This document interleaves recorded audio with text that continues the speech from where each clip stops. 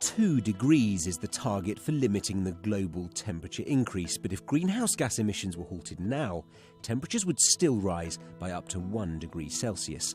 6,000 years ago, temperatures were at this level, and America's Midwest was a desert. The world's food production centres will become barren again. In this future, mountains lose their glaciers and rivers vanish, the Indian subcontinent fighting for survival. A single degree temperature increase could eliminate fresh water from a third of the planet within 85 years. Warming at the poles happens faster than the global average. 40% of Arctic sea ice has disappeared in the last 30 years. While ice reflects heat, oceans absorb it, so as ice melts, the process becomes self-reinforcing.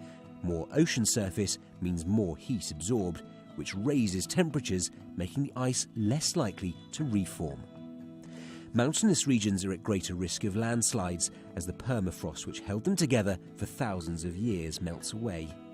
Low-lying countries like the Maldives are submerged as sea levels rise, and countries already hit by hurricanes face ever greater storms. At a 2-degree rise, people begin to die in what are now considered normal summers. In 2003, with temperatures 2.3 degrees above average, 52,000 people died across Europe. Plant growth slows down, then stops. They don't absorb carbon dioxide as efficiently, instead emitting it. The extra carbon sees global warming spiral out of control. 125,000 years ago, when temperatures were 2 degrees higher, sea levels were up by 6 metres. Today, that extra water makes up our polar ice, which is melting.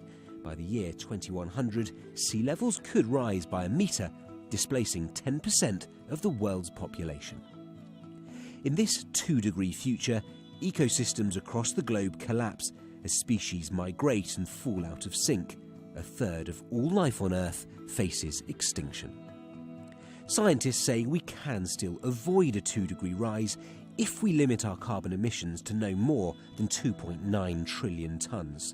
We've already used 1.9 trillion tonnes. We have 1 trillion left to use between now and forever. At the current rate, we'll use it in just 21 years.